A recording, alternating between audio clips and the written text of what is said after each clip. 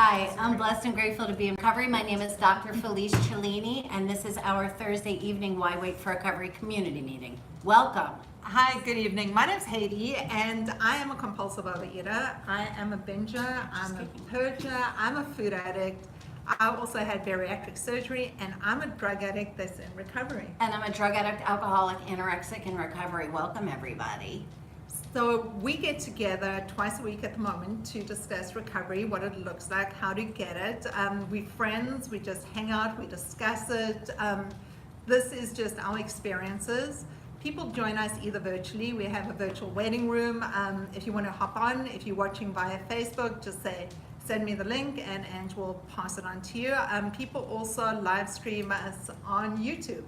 So however you're going to join us, join in the conversation. It's a good place to chat. Yeah, let's talk about getting some recovery, you guys. And so today we're going to talk about relapse. Speaking of recovery, we're going to talk about when we really don't have recovery. And actually, I think that we should spend a little bit of time talking about the difference between just using, right? And that's when we stop and we can't stay stopped, so we continue to use. And when we actually do have a relapse, when we have some time in actual recovery. And spiritually, we're getting a little bit better. And then maybe we stop. In almost everybody's story with relapse is that they stopped reaching out to their community, whatever that looks like for them, and stopped doing the things that they chose to do before that kept them in recovery, not clean, because of course, once we have recovery, the clean part comes, but actually kept them spiritually in recovery and teach them how to get a little bit of happy. So when we say stop but can't stay stopped, so to give you the scenario, I'm a serial dieter. So I've done every single diet under the sun. So for a couple of weeks, I go, I'm starting on Monday. Monday comes, I start the diet, I'm good for a week, I'm good for 2 weeks, HCG, I'm good for 6 weeks. And then all of a sudden, I can't stop binging and I can't stop purging and I start the same cycle again and I start a new diet. And if only I could just do this properly and if only I had the willpower, that is not being able to stay stopped. So what recovery is for me is getting the tools that I'm not viewing things as a diet or a willpower, and I'm losing that compulsive thinking. Right, and so we know that addiction has to do with the thinking. It doesn't have to do with what we're picking up. And so whether you're picking up drugs or alcohol or sex or gambling or anything that I promised myself that I'm not going to do today, and it's 10 o'clock in the morning, and it's 11 o'clock, and it's 4 o'clock in the afternoon, and at 4:30, I do that behavior anyway. And I go to bed guilty, and I wake up feeling ashamed, and I have the F-its, and I do the same thing the next day, knowing that that behavior is hurting me. For me personally, that's my definition of addiction. And you know, the one thing when I first started coming into recovery and it started with abstaining from my drug of choice. Now I've had various, I'm an addict, so my drug of choice can change. It starts with food, it goes to cigarettes, it goes to sex, it goes to drugs, it changes when I'm using and when I'm not being abstinent and I'm not working on my recovery. So for me, I've got to be very mindful of where I'm at, but also it's not serial anything. It's actually being able to say, do you know what, something's wrong with this picture. I've done enough research out there to know that if I keep doing the same behaviors over and over again, I'm going to get the same result and end up demoralized and feeling ashamed and beating myself up. And that is, for me, one of the big signs that maybe something's wrong. Yeah, and I was laughing because you said cereal, anything, and cereal is nothing because, you know, we abstain from cereal. So, but yeah, so we know that it's not about what we're picking up. And when we talk about staying clean, so that we could get some recovery, and then staying in recovery so that we can get clean. What does that staying in recovery look like so that we don't, or that we are in the right state of mind so that we could choose not to use, so that we can have a bad day and not pick up, so that we could have a good day, so that it could be Tuesday. And we don't feel that need to pick up no matter how we're feeling, because however we're feeling is okay to feel. You know, it's okay if I'm scared, and it's okay if I'm happy, and it's okay if I'm resentful or if I'm feeling ashamed or whatever those feelings are, to be able to take a look at myself and say, hey, I feel some dis-ease right now. And so I'm gonna call Laura, and I'm gonna say, you know what, Laura, like, you know, I'm on the ledge, like, talk me off right now, man. And Laura will say to me, I have my 15 seconds, right, worth of complaining to do. And I can reach out to somebody in the community and get that help that I need, and or You know, you guys, when I feel like using, I'll send anybody a text just to put it out into the universe so that I could actually see that I feel like using, you know what I mean? And help to put it into perspective so that I don't pick up. So we have an online community. You know, when we talk about community, we reach out to each other. We've got a website. It's called sowhywait.net, WEIGHT.net. It's a private forum. We get together, we ask for help, we post our gratitude, we get to know each other better so we can support each other, get better. It's a non-judgmental place to be where we can speak about the challenges that we are facing in living life on a day-to-day basis. You know, what brought me into recovery wasn't that I wanted to stop using. I wanted to learn how to use a little bit and be able to control it. Successfully. I came in empty and beaten up. I had absolutely nothing in me, that I wasn't finding joy in anything. I wasn't finding happiness in anything. I had everything material, and I looked good, felt terrible. I mean, honestly, I was at the lowest point, and I didn't know what was wrong. I didn't know how to fix it. I didn't know what to do until a friend introduced me to recovery and While Wait for Recovery. Yeah, and so we're going to talk about how being in recovery just allows us to get some happy so that we can live a life, and again, understand that, we always say it, feelings aren't facts, they're just feelings. And just because I'm feeling a certain way doesn't mean that there is fact to that feeling or any fact behind that feeling. It's just a feeling, and that it's okay, and that nobody dies from feeling bad. We do die from what we pick up, but nobody dies. We can die from what we pick up, but nobody dies from feeling bad. So I have to just share something that Sure. happened today. So I've got a client, get them this amazing space. These guys have grown. I've watched their business grow over time. And I go visit them, and I'm all excited, and I'm so proud of them. I'm just like getting so much nachas, as we say. And I leave there, and I start bursting into tears. And I'm going, something is really wrong with this picture. You know, I'm very comfortable with being really angry and very aggressive with people, or I'm really comfortable being sad. But in between are those emotions that I don't know what they look like. So how do I express pride, or how do I express joy in another way besides smiling and laughing without needing to cry or be angry? So that was an aha moment for me, because as I'm going through recovery, there are emotions. There's this whole litany of a million different emotions that we need to learn how to deal with, you know, and how they work for us, because all of a sudden I'm saying to myself, this doesn't work for me to be crying over something. They say tears of joy, but I cry over a lot of stuff, and I'm going, maybe there's got to be something else in this picture. So I think also being in community and being able to say to people, what do you do in this instance? You know, how do you deal with things? What do things look like to you? How do I learn from this to be able to move on? Because we come here with the same thinking that kept us sick. Mm-hmm. You know, and part of it is learning and getting tools to be able to do things differently, because my brain's a very sick, crazy brain. And if I keep doing that, I'm going to keep doing the same thing over and over. And one of the things I find is that firstly, connecting here at the meeting, secondly, connecting in community, which is what we do, and thirdly, by participating in learning opportunities through workshops and other kinds of learnings, definitely help me get better tools and a better understanding of me as well. Yeah, thanks for sharing that. And you know, we're going to talk about, we always talk about how recovery isn't for people who want it, because everybody at some point wants it. And it's not for people who need it, because every friggin' person in active addiction needs recovery.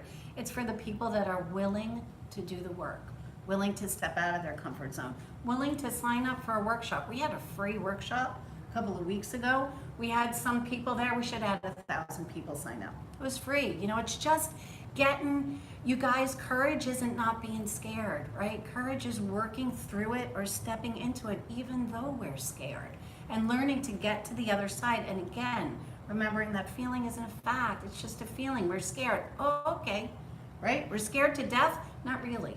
We're just scared, not to death. What keeps us, the to death part, is when we stay alone and isolated and actually active addiction and stay using. And when you do talk about all of those different feelings, you know, every one of our negative feeling is fear-based, right? You know, afraid of losing what I have, or not getting what it is that I want. You know, not getting the respect of the community, so I'm not going to go ahead and speak up for myself. You know, losing your friendship because now I've talked to you about this and now I think that you're not going to like me anymore. Stuff like that, not material stuff. But actual important emotional stuff.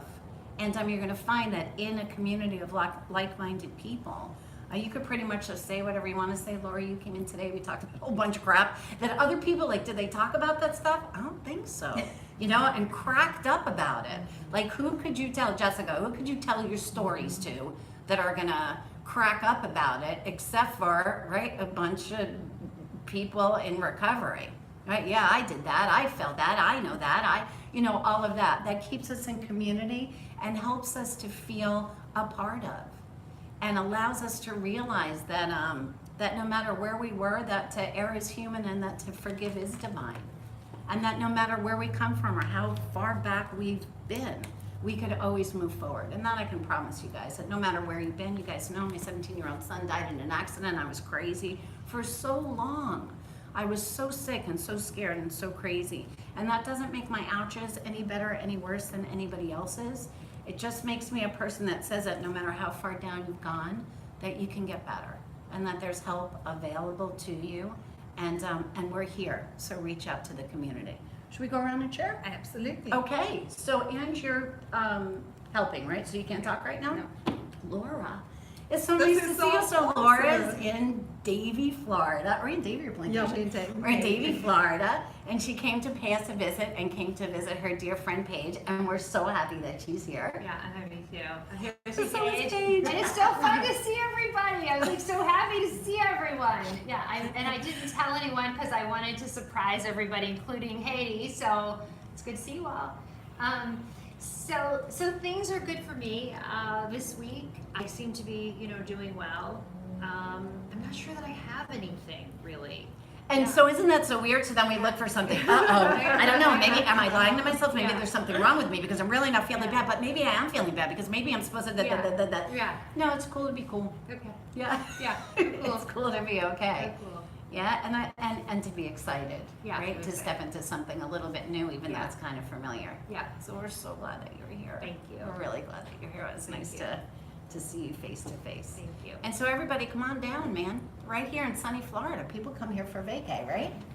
Now's actually the time to come. Now the weather starts getting awesome. Yeah. Yeah. You're really beautiful. Thank you for being here. Thank you. Paige, you want to just say hi? Hi, I'm Paige. Nice to meet everybody. Anything that you want to share or say or? So I am a chronic dieter, and I don't even know what else to put on the list. Everything that a person can do specifically with food and dieting and dysfunctional, dysregulated eating behaviors and purging behaviors.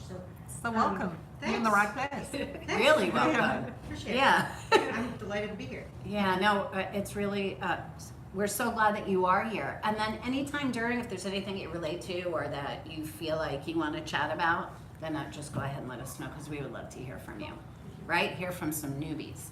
And Miss JJ, Hello. what up, girlie? You're here again. Good to see you. Good to see you guys. And so we're going to talk about not being able to stay stopped or relapse. And so you have any insights for us with that? And then you could say whatever you want to say, but you're pretty insightful about your recovery, so. I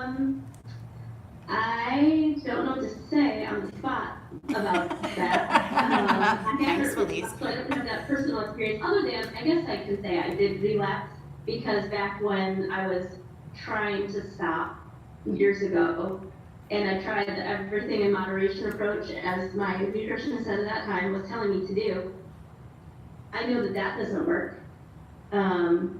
So that's the best insight I have there. This approach seems to be working for me, and I'm going to stick with it because I don't want to relapse. But I do know, like one of you just said, like you're an addict, like Katie said, I can be addicted to anything. Like I've noticed spending has been a huge thing lately. I don't consider that a relapse because I caught it early and it's like insight, I have insight into it. I'm being proactive about it, even though I did kind of need help from my family, but I'm taking steps to get better at it. I worked, my parents came to visit today, we worked on, we did fun things too, but I had them help me with like budgeting, like showing me some things about budgeting and stuff. So I'm working on things and life is good. And so, I think it's so amazing, Jess, that that's another thing. So you come on here and with no embarrassment, no shame. No, it's like, I'm going to share with my peeps, spending money has been a little bit of a struggle. I just realized it because we don't know what we don't know, man. Right? And usually we don't know until the pain is so great, that we wind up in a treatment center in Tennessee. But for some of you people, right, you catch it, you say, okay, so there's a challenge. Let me get to it before it's something tremendously horrible that's going on. And let me use the tools that I use in recovery to say, okay, so today I am happy or sad, or again, it's Thursday. I don't need to go out and binge spend, right? So let's call it that, binge spend, so that I can change the way that I'm feeling today. And the other thing the other thing I heard from you is that I was just gonna say. Go for it. Sorry. I'm sorry, Haiti. It's hard with the delay, I apologize. But I'm awesome, and I'm gonna share that, I told my parents that with recovery this year, I think where I got hooked up with spending, or tripped up with spending was, I kept telling myself, well, I've worked so hard, I deserve this. And police, I thought of you, because like, what, I deserve to be unhappy, I deserve to be in debt, what the heck? But I wasn't thinking of it as far as spending goes, because that wasn't an issue when I started doing it. Right. So I was like, who else is going to reward me for being awesome and doing recovery? So why don't I just do it? Well, then I shot myself in the foot. So I'm getting better. So what I love about what you're sharing is one of the first things you did after you caught it and you noticed what you were doing, because it's that same thing as I was doing every time I was in the supermarket and I haven't eaten all day and I need to have this because, you know what, I need to feel better, whatever the story is you asked for help. You weren't sitting in it, you actually spoke up and you said to your parents, listen, I need help, or this is where I'm at. And you asked for help. Do you know how long it took me to actually ask for help? Because I didn't want to look bad, or I didn't want someone else judging me, and how long it actually took me to actually speak up and say, help me. And isn't it amazing, the minute you ask for help, how people actually step up and actually start helping you? Yeah. Yes, and not judging. I felt like so embarrassed, and I had to have, like, they had to come to town, drive an hour and a half one way to just help me out for a minute and then head back home. And I said, I feel horrible. And they're like, no, don't. I said, I'm sure this wasn't how you plan to spend your day. They're both in retirement, they can do whatever they want. I'm sure this isn't how you wanted to spend your day, but they said, as long as we can help you, we're happy to do it. It was a great day. And Jess, so, I'm gonna ask you to turn that around a little bit, and I do with people that I speak to. So let's say, when you came to Florida, and you were here for a couple of days, yeah. And let's say I called you in the morning and I said, Jess, I need you to come over, and you came over, and I said, Jess, you know what? I'm having a little bit of problem with spending. And, I respect you, and I'm going to ask you for some help. And so can you sit down with me and help me? We'll figure out a budget. Maybe you could find some ways that I'm not looking at to make this a little bit easier for me. I was kind of ashamed, but I really, would you think that was you blowing your day, or would you be helping another friend? I would be helping you. Would you be glad to help me? Absolutely. Right, so why do we think that we're not worth somebody else's time, or somebody else's caring, or somebody else's love, or friendship, or kindness? Yeah. I think it's the shame. Yeah, of course it is. Of course it is, because we think so guilt means I did something wrong, shame means I'm a horrible person. Right? Right. And we walk around with that shame because of where we've been, or what we've done, or what we think, and we got to learn to drop that, man. We feel happy. When I'm of service, it makes me so happy. I tell my patients, can you just treat yourself with the same respect as you would treat your dog, or your kid, or your next door neighbor's dog walker?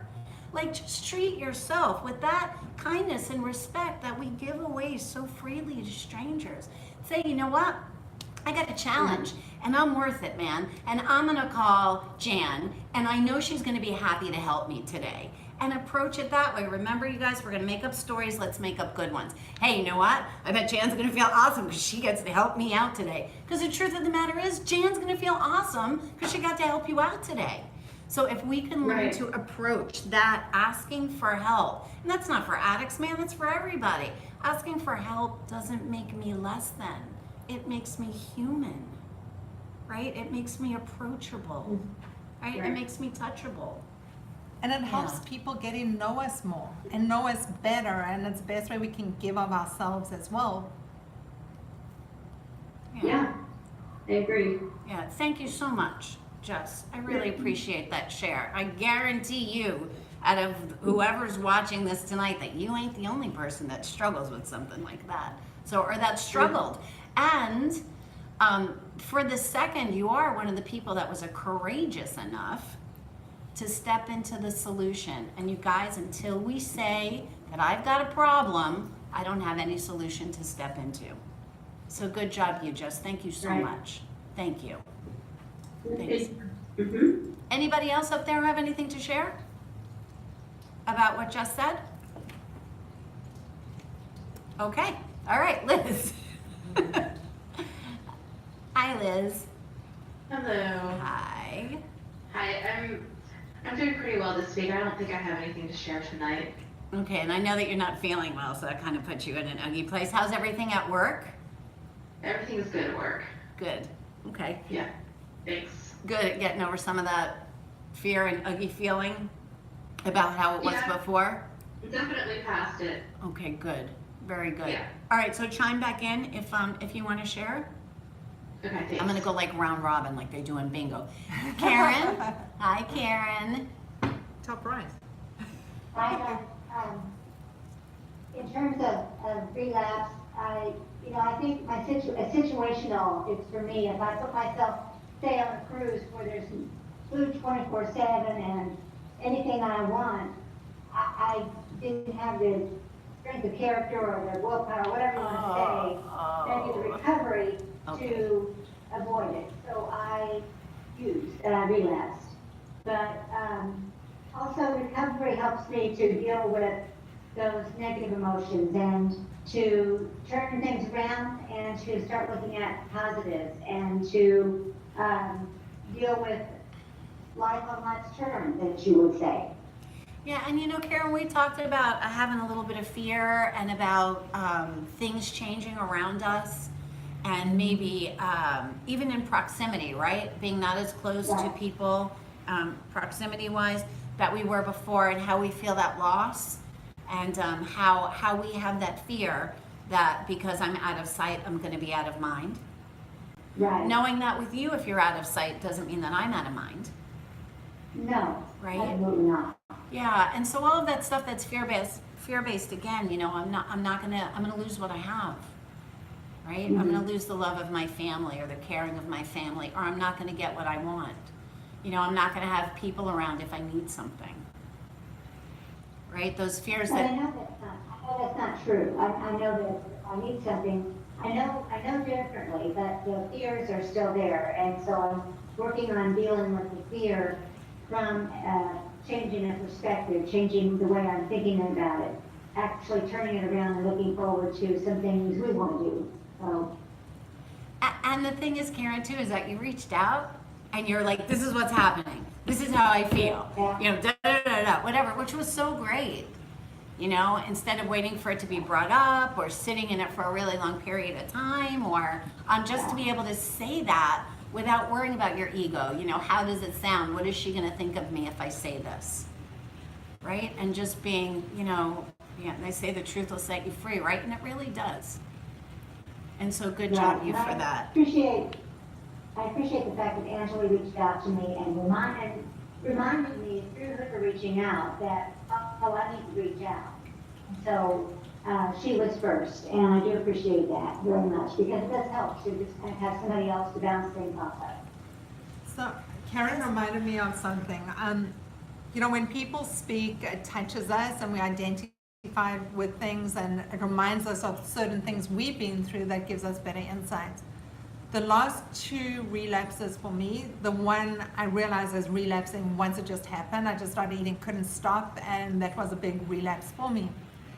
The one that I'm now, the last one, which was my worst one, okay? I planned to relapse. I knew I was going to relapse, and I kind of planned it and had it in my head and knew that no one was going to be there. And I knew before I got there, you know, same people, same places, doing the same thing. I could stop as soon as I got back, and I had this whole game plan of what things looked like. And Monday things could just stop.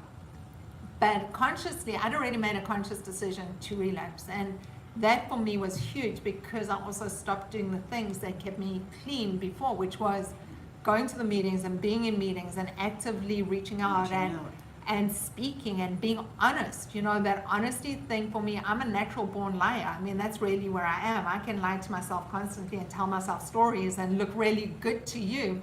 But on the inside, it's totally different. So really, that relapse for me was huge because it took me a while to get out of that. The headspace that I was in was far worse than previous relapses. And I find each time I relapse, it's harder and harder to come back because the guilt and the shame is so much more worse because I know what recovery looks like and feels like. And being in recovery, I feel amazing, but also I have to face all my friends. You know, and that for me was a big challenge to be able to sit here and talk to you guys twice a week. And there were times that I was stoned out of my bracket and I was at a meeting and talking recovery and I was lying. I was lying to you and I was lying to me. And the thing is, I'm embarrassed and I'm ashamed, but the thing is I can't change it. You know, what happened, and I'll own it, but no one knows. You know, when it comes to the food, it's one of those surreptitious things. No one knows when we've relapsed other than we do until things become so bad. You know? So, you know, we think we're so slick, right? Yeah. So we stopped. So you went to Africa, right? You went to South Africa and you stopped showing up. Right. And I said to Angelique, she's using. Yeah. Right. Yep. I said, she's using. And then you came home and you said you were smoking cigarettes. And I was like, she's full of shit. Like, she's lying. She's using. Like, I knew because I know you. But we're so slick and no one's ever going to know. And that's what we tell ourselves. So- Yeah. So I have to tell you, so slick me, okay, so I get up in the morning, this is in South Africa, the kids are still sleeping, so I've got to plan it that the kids are sleeping so I can go climb onto the rooftop, and there's actually construction next door, beautiful view. I got a cigarette in one hand and a joint in another, like the guys next door can't smell the joint, okay, like really, I'm lying to myself, and I'm hiding one after the other. I'm going, what the heck am I doing? So the lengths that I would go to actually lie to people, thinking that no one knew. No one knew. No one ever knows. You know, no one is none the wiser, but in actual fact, everyone knew because I was nodding out in family events and that kind of stuff. But I thought I could get away with it. Yeah. And then that made me feel even worse. Yeah, and then we feel ashamed. You know, for me with my relapse, and we've talked about this, I was 7.5 years clean. You know, and opportunity met opiate, and I got a prescription, and I ate them, and then I ate some more, and I ate some more, and I ate some more, and I ate some more. And the deeper into it I got, the more ashamed I was, the more horrifying it was to even think to tell somebody. And it's a really, really horrible place to be. You know, when you're waking up in the morning, you're like, shit, like, if I die, my whole thing was, I really want to die today, but if I die, my kids will know that I died high. That was my only thing. Like, that was the thing that kept me from not doing anything drastic, was because then my kid's story was going to be, my mom died a fucking junkie. Like, that's the way that I looked at it. That was a reality in my head. And when we talk about I deserved it, and yeah, I worked a really long day, why wouldn't I go home and eat a couple of Percocet? What did I deserve, man? I wanted to die. Like, I wanted to die. Like, I was using nobody, and nobody knew. You didn't know. Nobody knew. And I, honest to goodness, if there was any way that I could have stayed clean enough for a couple of days to die clean, I would have been happy to do that. And that's how we reward ourselves, you guys. So, I don't know what we got to say about that. So as you're speaking, I was remembering, as I'm getting stoned, all I'm thinking is, well, I'm clean on the food. You know, I'm eating clean, I'm okay on that, okay? So if I'm just doing this one little thing, it's not so bad. Yeah. And I think that's the line that we tell us when it comes to the food, that it's not that bad. you know, out of all the addictions, it's the least offensive and it's not that bad. And you know what? I think it makes it worse. Yeah, I think so too. It really does. So yeah, and even all of you guys are like, yeah, she was eating Percocet, like she's a junkie. You know, I just had a couple of Oreos, a couple 105 Oreos. But, I didn't crash my car on Oreos. Well, I didn't crash my car on Percocet either, And I could do everything that I'm doing just like this on Percocet as well. And so, yeah, so when I'm drunk, I fall down the steps. But if I'm eating 6-pound cakes or pounding some Percocets, I don't fall down the steps. And I think it makes it worse. Because I think it's better when people can see what's going on with you. So at least somebody says, someone send her back to treatment. It's Right, you need help. Right. If you Right. can't ask for it, we're going to give you help anyway. Right, whether you need it or not. Right. So whether you think you need it or Right. not, because for sure you need it. Is that Ligia in the corner? Yeah. Lidge? Leah. Do you want to unmute yourself, hon? You're trying. Yeah. Can we unmute her? Yeah. Okay. Can you hear me now? We can. Yes, we can. How are you? All right. Hello. Hi. How do you do? Yes, you are. Welcome. It's Layla. Oh, I thought there was a G in there. Thank you for correcting me, Layla. No problem. I've been watching you sometimes on YouTube because I'm in California, so you're kind of Early. 8 hours ahead. But I've been watching you for about a month, and I guess I want to share a little bit about me. Okay. I'm addicted to stress. I mean, Fair enough. a lot of stress for myself, and most of it is imaginary. Mhm.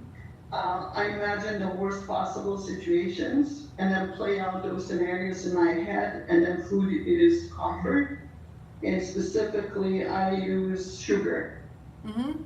And that creates some endorphin for me, which helps me calm down. So I'm kind of in that cycle where I have this drama ongoing at all times, and then I help myself relieve that anxiety.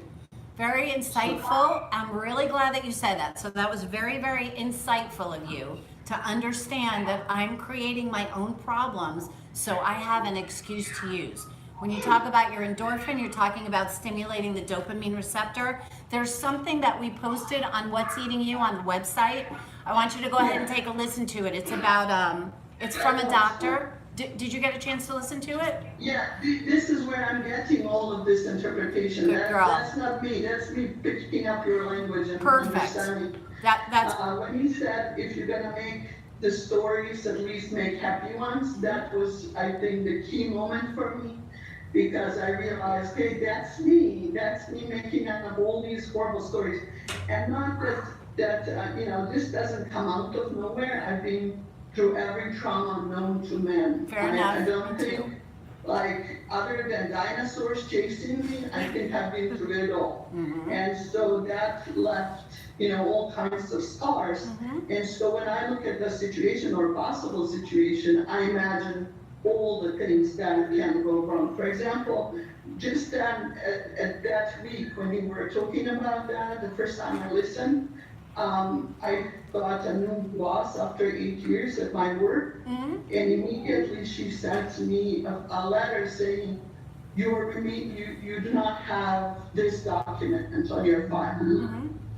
And immediately I started thinking, okay, she's gonna fire me, I'm gonna lose my income, I'll lose my retirement, I'll lose my home, I'll lose my family. Like, I had all of these scenarios. And then I remembered what you said, well, make up good stories. So then I consciously started to subvert myself and told myself, no, she's gonna promote you. It's gonna be so great. She'll call you, she'll give you great salary, you'll get all these benefits, blah, blah, blah. And because this happened on Thursday, I got her letter. So I had to put up with Friday, Saturday, and Sunday, and Monday before I could actually go and meet her and talk to her and see what the consequences are.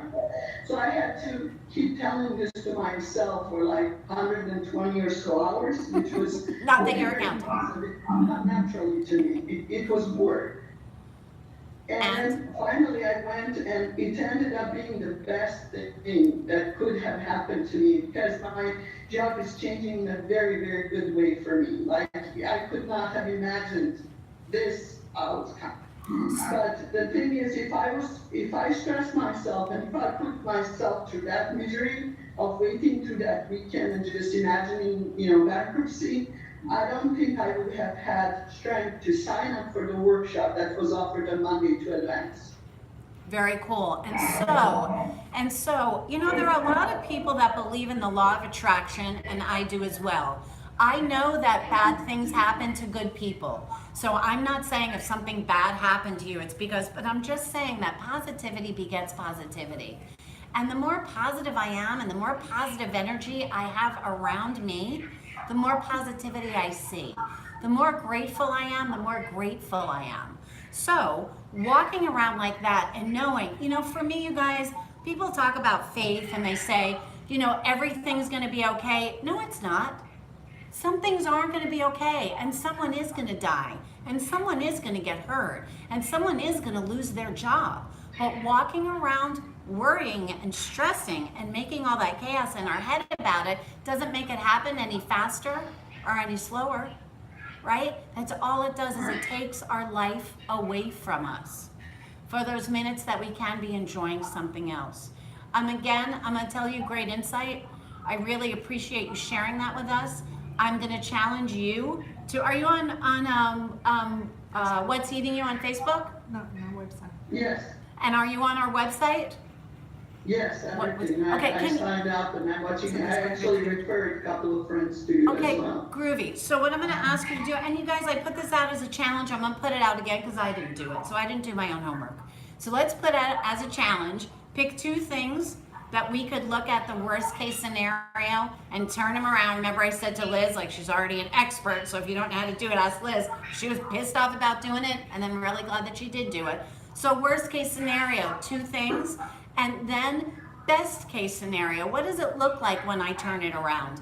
Because at the end of the day, whatever's going to be is going to be. At 5 o'clock today, it's going to be 5 o'clock today. Whether I'm stressing about it or happy about it, at 5 o'clock, it's 5 o'clock. So on our website, sowhywait.net, it says there's a forum, which is our community, What's Eating You community. If you post it under What's Eating You, that way we can all post there and we can all grow from each other. Awesome. And the That'll other be thing awesome. that you mentioned was about workshop. We've got a workshop coming up. I keep forgetting. October 18th is the 2-hour workshop. Yeah, we've got a 2-hour workshop coming up about can't stay stopped. We can stop, but we can't stay stopped. Great workshop. Anyone wanting to learn more about this, come join us. I mean, they're unbelievably useful And we and did this keep on one on a beneficial. Thursday, so people who work on Saturday maybe can be able to. Right. So people say they can't always make a weekend. We're doing a weekday one. Yeah, and so we invite all of you to Thanks, take Sam. part in your own recovery and show up and do what it is that, and show yourself what you're willing to do to get well. And you just sign up on the website. It's really easy. Click the button, join a workshop, it will take you straight there. Yeah, and those who are interested in really doing a whole bunch of work, you've done it, Karen's done it, Andrew's done it a bunch of times, a whole bunch of work, and taking a look at themselves and relearning how to live and relearning how to look at our life and how to look at our world and learning how to live as happier, healthier humans and learning how to be of service to others and get out of that self-centeredness place that we have. Go ahead and join up for our workshop, which is our 8-week workshop. Very, very intense, very introspective, as you say, let me learn about me so I can learn about the things that I'm going to look at differently so that I could get some happy. So I invite everybody to do that as well. Can you talk tonight?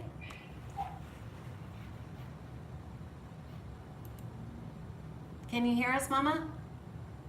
Yeah, can you hear me? Yes, we can. Hi. Okay. Hi. Right. Sorry, I'm trying to work out what I want to say. Yeah, I'm okay. Yeah, I think for me, my biggest issue at the moment is although I'm trying to eat clean, or at least I'm trying to do my best eating clean it, but actually, in reality, it's my behaviour that's the problem, and I know that. So remember, Behaviour with food. yeah, remember, sweetheart. And so as far as getting rid of the stuff that touches that dopamine receptor, starches and sweets, that's there's no black and white there, and there's no trying there, because when that part of the brain is stimulated, when that feedback system is stimulated, it keeps us with that physical craving and mental obsession, and it keeps us thinking about the food all the time. So we don't have to take a look at ourselves. We don't have to talk about, talk to ourselves and to our community about our behavior and about how we're feeling and about the things that we need to change. Because now the only thing I have to pay attention to is, am I doing this right? Should I be doing this? And I'm really trying, and it's not really working. And, and they said there's this, but I talked to the doctor, and then I read it on the Google and whatever. It's about being abstinent of those things that trigger that receptor, so that we can clean out our brain, so that we can start working on the recovery. So the only thing that we get to think about is living our life and working on our recovery, and not having to feel like crap about ourselves, which also plays into that negativity and shame, which allows us to use in the first place, right? So reach out again if you have any questions about that. You know that you could reach out to anybody, and we can talk you through again. That was one of the information that people got on one of our workshops. And so you guys show up for the workshops, man. There's a lot of good information that you get. And thank you, sweetheart. I know that you're going through a hard time, and I'm sorry that you're hurting. I really am. And I wish you my best, baby. Thank you. The one thing that I really like about the workshop is I spend so much time focusing on other people and nurturing other people and working with other people that I don't often give myself a gift of being able to do that time with me. So when I know that I'm going to a workshop, I block off that time that is time for me to work on me, to get to know Haiti, because I don't really know me. I'm 53 years old, and the person that's taken the longest for me to establish a relationship with, and a person that's taken me the longest to actually get to know or spend time with or justify spending time with Or is be me. kind to. And be kind to is me. So one of the things is it makes me actually think about blocking off time, and then I can just say to people, do you know what? I'm busy at that time. I can't see, or I'm doing something, and I'm actually doing it, and it's for me. Yeah, and remember, and again, I've said this like every meeting, like the last couple of meetings, that they have that quote that says, I put my recovery first, so I don't have to put everything and everybody else in my life that's important last, right? So we show up for our recovery, which allows us to show up for us, which allows us to be of service and to show up for everybody else. Thank you. Jan, what's up, my friend? Lots of crazy the last couple Okay. days. Sorry. Lots of crazy the You're last not sorry, you're couple days. awesome. Say it, I'm awesome. Awesome. Thank you, without rolling your eyes. Let's try it again. They can't see it. I can see it. I can see Oh, it. awesome. Okay. But I've done the best that I can at reaching out because I really hate it. I really hate it. Okay. I absolutely hate it. And it's not that, like, the people are amazing, amazing people, but I hate doing it. Because It doesn't, I can't explain we're it. gonna get to this, so explain it as best as you Yeah. can. I'm like, the only thing I have in common with this person is that we're both in recovery. Like that, or like we're both trying to get recovery. Like that's it. Other than this, I wouldn't talk. I'm just telling you my reality. Like, Okay. If it wasn't for this, we wouldn't be talking.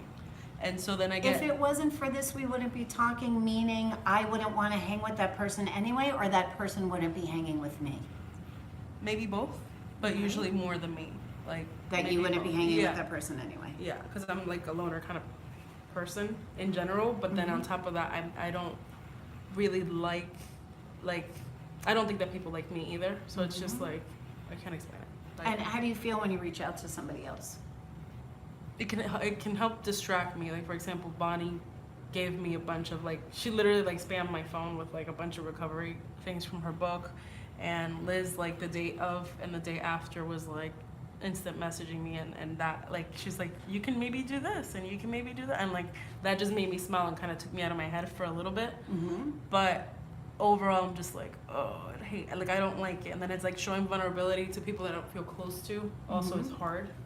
Okay, so now we're getting to, I think, a lot more of what it is. And so showing vulnerability in your line of work, you're supposed to fix people, right? You're not supposed to need to be fixed, right? You're not supposed to have the problems that you have, Yeah. which is probably really how you feel. And so we're talking about our ego. Definition of ego, what I think other people's opinion of me is.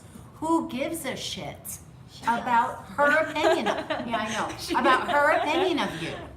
Paige can hate you at the end of the day. But what you're saying is actually really resonating with Of me. course it is. That's the funny thing. Of course, no, it's not, because And it's I'm going to so glad resonate you with said everybody. it. Yeah, and it resonates with everybody. And so we're embarrassed. By the to way, s- thank you, Liz. Just wanted to say. But yes. Yeah, so we're ashamed to say that I need help, which means that I'm not Wonder Woman. You know, I need some help today. And if I need some help, it must be that I'm either stupider than you are, or less than you are, or I don't know as much as you do, or I'm certainly weaker than you are, because I need to ask for help right now. When in fact, again, courage is not being afraid, man. It's walking through it. That's what makes you courageous. Also puts you in a position where you can help others to be of service. Not because you get paid to do it, and because, you know, if you could do anything else today, you would be, but because you get to be of service to somebody else, right from your heart, expecting absolutely nothing back. I can promise you that when you reach out to me and you tell me what's going on and I get back with you, which is my way of being of service, it's part of what I believe the universe turns for. I think that I think I'm put here to be of service. That's one of my biggest things. When I'm of service to you, I want nothing from you. Nor do I have any opinion except that I get to be of service to another human being. That's exactly how I feel. So where's the fear? That fear that you have, everybody does. And I just also think that there's like a part 2 to that too.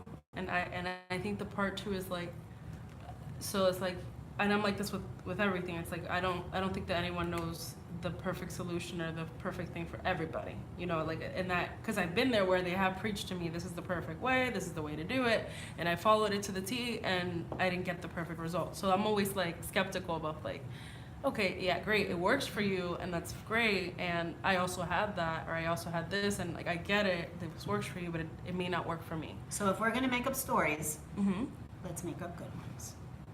Okay, I've done this and I've done this and it didn't work. But now I've done this, and I'm going to make up this story that maybe if I'm open-minded, and maybe if I'm grateful, and maybe if I look out there and say, perhaps this is gonna help, that I can get some help. You know, you guys know I'm like the quote queen, but you know that if you think you can or you think you can't, you're right. And so when we go into a situation and say, there's no way that I'm gonna get well doing this shit, because I've heard that shit 15 times before by 15 other people that did a little bit differently. And yeah, she doesn't know how I feel. Right, Ange? Yeah. Right, Laura? She doesn't know how I feel, which isn't important. Yes. When you're done, No, I'm going to say it's not important that I know how you feel. It's just important that you look around and say, hey, you know what? It's working for this one, it's working for this one. And so maybe it's something. Listen, if it don't work, what have you lost? If this doesn't work for you, Mama, what have you lost? Oh, and that's why I'm here, because I know that, like, know. I'm so, and I believe that, like, I don't know, there's a part of me that does have the belief in the faith, and like, I know there's just another big part of me that's like, you know, the whole time, like, okay, I'm kind of just here, but I'm not gonna take it all in, like, you know what I mean? Like, there's always a part of me that goes like, okay, well, I'll do this, and this, maybe not this, and like, I don't know. And that part keeps you in active addiction. That's the part that keeps you in active addiction. So you guys know sometimes I'm nice and now I'm gonna be real. So the more that we look at the shit, the more that we look at our differences instead of our sameness, and the more that we look at what's wrong with something instead of picking up and using what it is that's okay. You know, you reach out to Anne, she's got 1.5 years clean, And she's worked so hard, so hard. I don't know if I've ever seen anybody work this hard, because to tell you the truth, she was a little bit more nuts than the rest of the folks when I first met her. No, I mean, she was sick and scared and suffering and petrified and had zero voice and didn't have a smile. There was no smile inside of this child. She was a sick, scared, suffering child. And you know what? She shut up and she booted up and she showed up and she said, tell me what to do, because I'm gonna do whatever the fuck you tell me to do, because I'm dying, because I wanna die. And this is where she is. So I'm not saying it, and you know that this has nothing to do with me. I know. This has to do with learning how to get well and learning how not to be so scared. Yeah, please. You know, we have a lot of people say, Speak up, baby. sorry, I mean, I'm not You're sorry. awesome. We hear a lot of people say, even within our community, I've tried everything. That's unreasonable and unrealistic to say. So I'm not going to say that. But last year I was 25 when I stepped into recovery. Right before I met Felice, I was at a doctor trying something, I won't mention what, a diet thing. And part of the protocol was to write down every single weight loss effort you've tried. And I was 25 years old and I had between 55 and 60 things on the paper, like serious diets or protocols or whatever. And so you said, you know, I think it's not gonna work. And I'm not gonna say I didn't think it was gonna work because I wouldn't have tried it, but there was that part of me that was like, I tried all these things and it's in my face, like it's there on the paper. And this was the thing that worked, you know, and I had that little bit of hope that and you're rolling your eyes, and that's okay. Right? No, I'm actually, no, I don't know if that came off as what I wasn't. No, but that's... And Ange, can I interrupt you for just 1 second, please? And the thing is that the thing that we didn't look at is recovery. So we're not talking about the 80,000 diets that we all tried, right? No. And we're not talking about, you know, just being abstinence. We're talking about recovery. We're talking about changing spiritually. I would love just to add something on that. So, same thing, multiple diets, but each time I started, I thought it would work. I'd go in with a certain amount of hope. No matter what it was, I would follow that protocol thinking that it would work. When it came into recovery, all of a sudden I'm sitting here questioning absolutely everything, not jumping in with the same amount of faith. And you said a couple of things that really triggered some thinking for me. One is like, I'm that perfectionist. You know, I like being in control and coming across as being this perfectionist. My closet's color coded. You come to my house for dinner, it's beautiful. My home is gorgeous. I present well, you know, hair, makeup, the whole thing. And that awesomeness is what I want other people to see, because I'm perfect in their eyes. But I struggle to reach out for people when I'm struggling and I need help. I struggle to ask for that help and to reach out to a community, because you know what? I might not look that good and I might look weak. But if what I'm striving for is for people to see me as awesome, why can't I share some of that awesomeness? You know, some of that amazing thing that makes me me, and just be able to share it with others so that they can see me for the person that I am. And that is a journey that I'm still learning to get through. And the other thing is, one of the things is I thought I was in control of things. You know, diets I could control. Recovery, one of the things that kept me at bay is that I didn't know what the outcome looked like. And no matter who you talk to, everyone's outcome is different. They say recovery, and you know, we have different things that we're grateful for and different things that we achieve in our recovery and different kinds of struggles, but we have people that have been through similar things. But the amazing thing is, I couldn't control the outcome, and that made me so scared, not being able to control what it looked like or what it felt like or what I was stepping into. But I would shove pills and stuff to lose weight and go for surgeries and do all these other things that I had no control what was in it. I would take pills and put it in my body not knowing what was in it, but I was hopeful knowing that other people had done it and they got a certain outcome or a certain result. So all I'm saying is, we might not know what recovery looks like, and it's like this concept that is so out there. I mean, spiritual recovery is just like so foreign for some of us. My invitation to you is just try it. You know, try it, go through the process. show up for meetings, reach out to people, no matter how uncomfortable it is, just try it. You know, it's so funny too, because in other meetings they say, and if it doesn't work for you, we're happy to give your misery back. I love that they say that, actually. Ange, please? It's been belabored. I'm good. Okay. Okay, so we got 5 minutes left. Do you want to just talk about workshop coming up? We have workshop coming up. So I'm going to talk about workshop coming up. We have an 8-week extensive workshop. So go on sowhywait.net. It's SOWHYWEIGHD, right? .net, and find out about it and reach out if you want some more information. We have a workshop coming On up the 18th. So it's coming up just before that one. It's before on the 18th.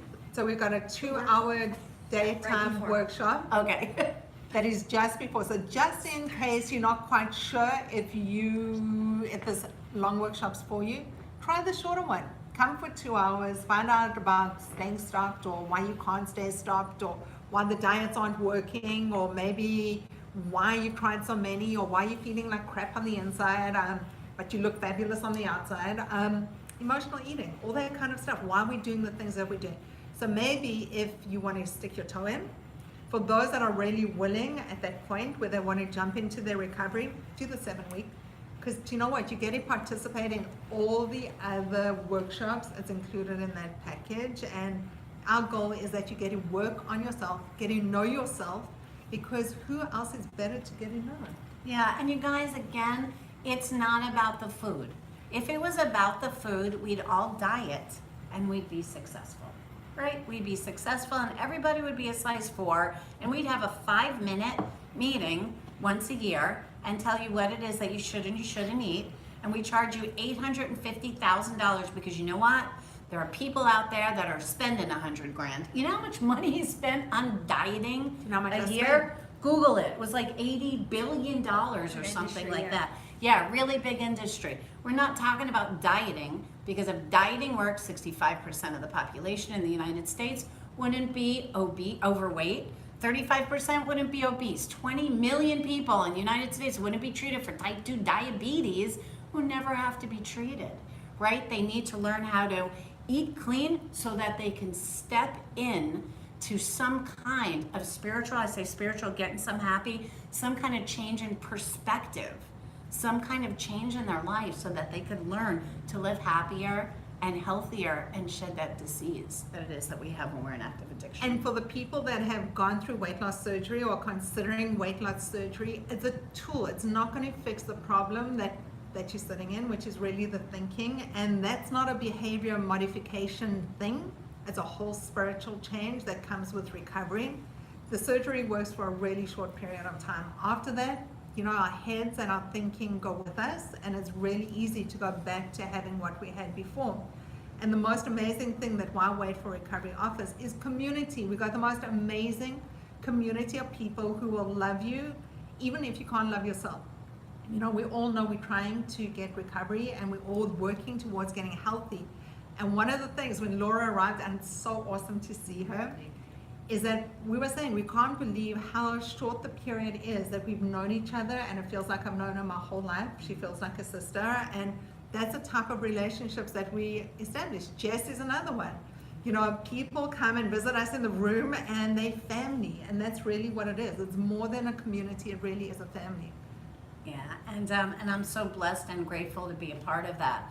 You guys, think about recovery. People who are teetering, again, that's all we need to do is show up and do our best and be open-minded and learn some so that we can feel well. I'm so blessed and so, Angeli, thank you for your service tonight. I'm so blessed and so grateful to be in recovery. My name is Dr. Felice Cellini. This was our Wait for Recovery Thursday evening recovery community meeting. Laura, I'm so glad that you're here.